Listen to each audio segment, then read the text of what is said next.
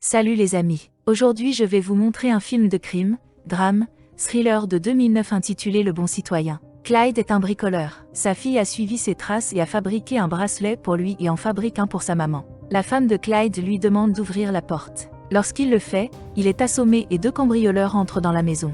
Ils attachent les mains de Clyde et cambriolent la maison. L'un des cambrioleurs, Darby, dit « On ne peut pas lutter contre le destin » et poignarde Clyde. Rupert, le complice de Darby, tente de s'échapper, mais on lui dit seulement de se taire. Clyde est obligé d'assister au viol et au meurtre de sa femme, et lorsque sa jeune fille se présente, elle n'échappe pas non plus à ce destin. Nick, le procureur à la carrière bien remplie, parle à son collègue de l'affaire Clyde. L'affaire a dégénéré hier soir car un juge a décidé que l'ADN prélevé sur la scène de crime était irrecevable. Il a décidé d'accepter un accord de plaidoyer plutôt que d'aller au procès avec l'affaire. Il ne prend pas de risque, disant « Une certaine justice est mieux que pas de justice du tout ». Nick rencontre Clyde, qui lui remet des notes qui selon lui pourraient l'aider dans l'affaire. Nick met les notes de côté et dit que Darby a accepté de témoigner contre Rupert, qui ira dans le couloir de la mort avec son témoignage. Darby sera condamné à une peine allant jusqu'à 5 ans de prison. Clyde, déjà ému, est stupéfait. Il supplie Nick de ne pas accepter l'accord, mais la décision a déjà été prise. C'est comme ça que le système judiciaire fonctionne, il ne s'agit pas de ce que vous savez, mais de ce que vous pouvez prouver. Nick dit que c'est une victoire pour eux, comme s'il crachait au visage de Clyde. Dans la salle d'audience, tout l'incident a été mis en scène comme si Rupert était le principal coupable. Darby se moque discrètement de la femme de Nick, comme si elle était la suivante et signe l'accord de plaidoyer. Dehors, Nick fait une déclaration à la presse au sujet du jugement et Darby le remercie sarcastiquement d'être de son côté. C'est bien quand le système fonctionne. Nick regarde de loin, toujours choqué par l'injustice de la situation. Après une dure journée de travail, Nick rentre à la maison retrouver sa femme, Kelly, et pour se calmer, il parle à sa fille dans le ventre de sa femme. 10 ans plus tard, la fille de Nick a grandi, mais il est toujours aussi occupé. Une fois de plus, il doit manquer le récital de sa fille à l'école, et Kelly est mécontente qu'il néglige autant la vie de sa fille à cause de son travail. Aujourd'hui est le jour où Rupert doit être exécuté par injection létale et Nick est présent avec sa collègue Sarah. Il assiste à l'exécution au lieu d'assister au récital de sa fille. Les derniers mots de Rupert sont qu'il n'est pas responsable de la mort de la famille de Clyde.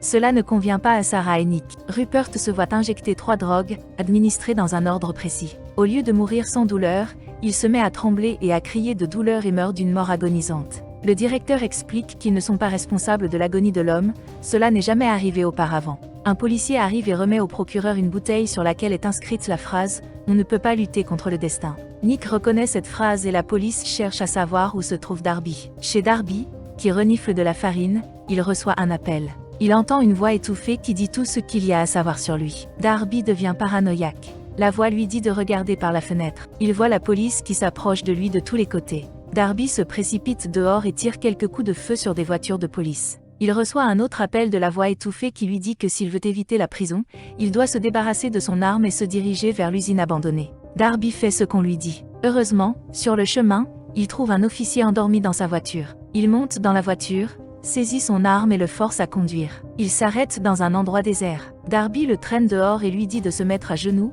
mais avant cela, Darby prend un appel et apprend que son sauveteur n'était autre que Clyde lui-même. Darby tente de l'abattre, mais c'est un pistolet piégé, à la place on lui injecte un sérum paralysant, mais il reste conscient. En d'autres termes, Darby ne peut pas bouger, mais il ressent tout. Clyde le retient alors dans son entrepôt et lui dit qu'il va ressentir une douleur qu'il n'a jamais ressentie auparavant. Il a fait tous les préparatifs nécessaires pour retarder sa mort le plus longtemps possible.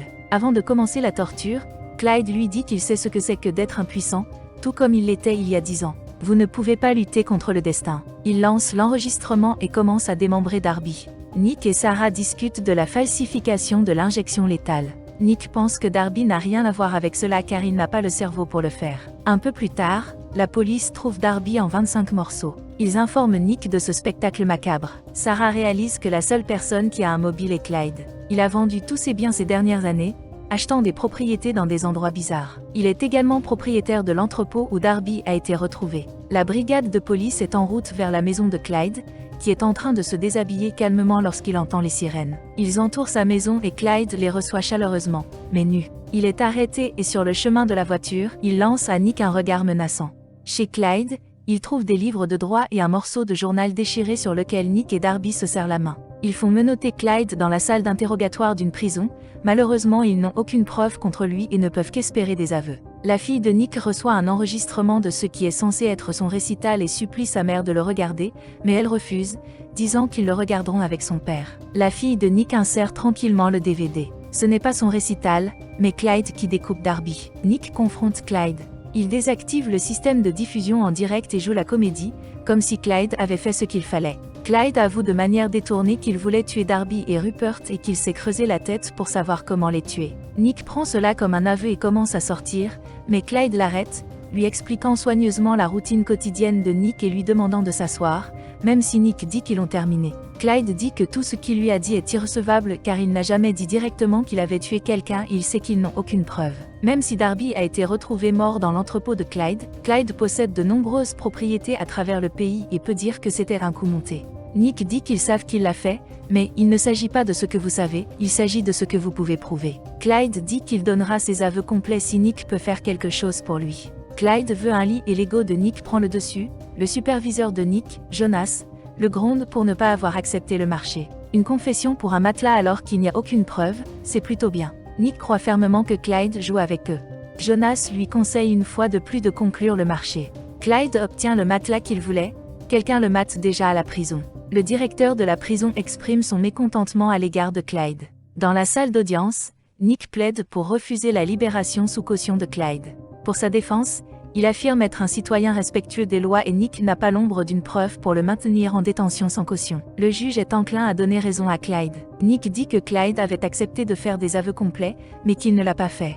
À ce moment-là, Clyde commence à applaudir, disant qu'elle laisserait partir un meurtrier après lui avoir donné quelques belles répliques. Tout le monde est choqué, et il réprimande encore une fois le juge pour son erreur avant d'être escorté vers la sortie. Caution refusée. Plus tard, dans la salle d'interrogatoire, Clyde décrit la cassette qu'il lui a envoyée comme « Le bien triomphe du mal », et comme promis, il admet que c'était lui sur la cassette. Il poursuit en disant qu'il a encore un aveu à faire, mais qu'il a besoin de quelque chose en retour. Nick est fatigué d'entendre ces conneries. Clyde mentionne qu'il veut un steak de 20 onces, à point, et un iPod en prison pour le déjeuner. Avant que Nick ne parte, Clyde lui offre la vie de Bill Reynolds comme confession. Bill était l'avocat de Darby. Nick revient et Sarah dit que Bill a disparu depuis 3 jours. Clyde parle à la caméra, s'adresse à Nick et lui dit que s'il veut que Bill soit vivant, il doit répondre à ses exigences demain à 13h précises. Le lendemain, le steak est livré à la prison, mais 5 minutes avant 13h, le directeur décide de vérifier les transporteurs. Lorsqu'ils arrivent chez Clyde avec le repas, ils ont 8 minutes de retard. Il garde son sang-froid et leur dit où se trouve Bill.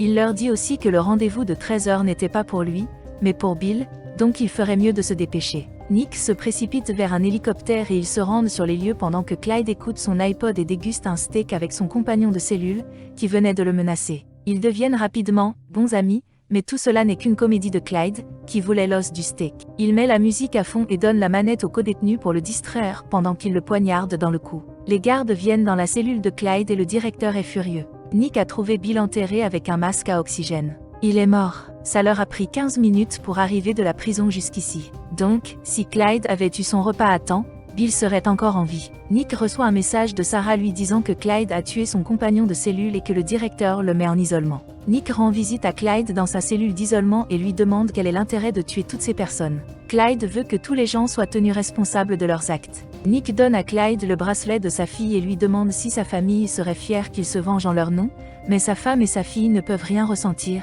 Elles sont mortes. Nick et Jonas rencontrent un fonctionnaire du gouvernement qui a plus d'informations sur Clyde.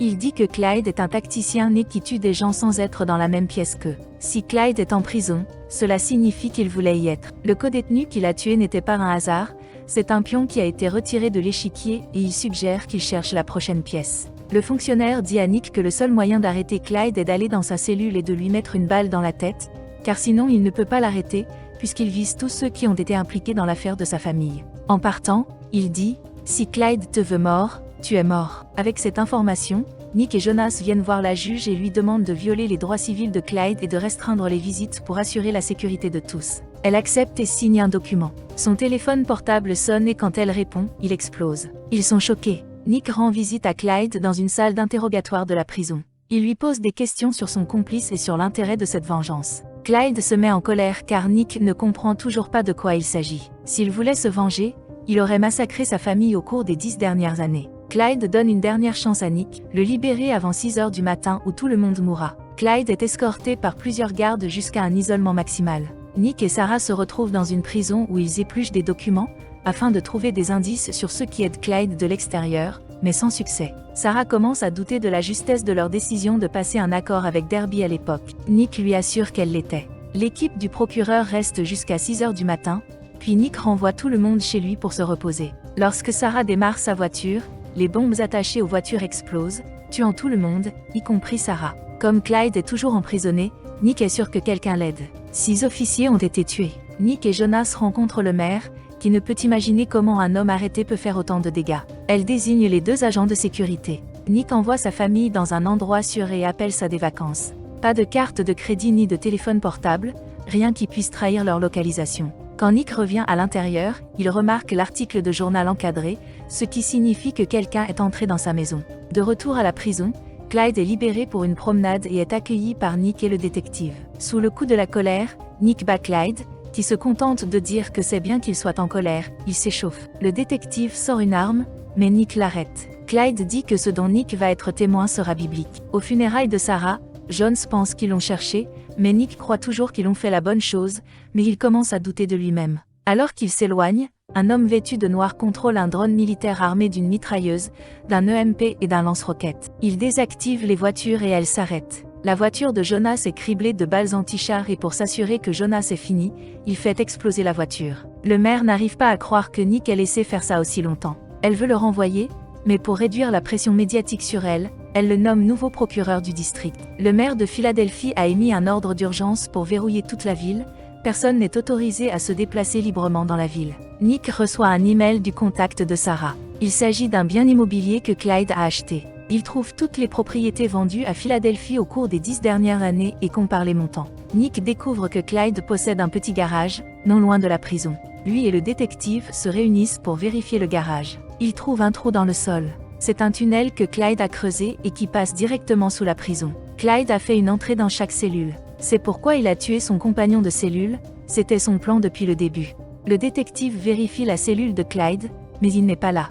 Déguisé en concierge, Clyde passe la sécurité et entre dans l'hôtel de ville par un contrôle de lumière. Le détective et Nick découvrent que Clyde a des caméras partout, même dans la maison de Nick et une citation de von Clausewitz sur le « centre de gravité », dans ce cas, l'hôtel de ville. Clyde pose une bombe au napalm pour tuer le maire, qui doit bientôt tenir une réunion de sécurité. Nick et le détective arrivent peu après. Par précaution, ils doivent procéder discrètement afin de ne pas alerter Clyde qu'ils sont sur sa piste. Ils remarquent le chariot de Clyde au 5e étage, juste en dessous de la salle de conférence. Ils trouvent une valise, qu'ils soupçonnent être la bombe.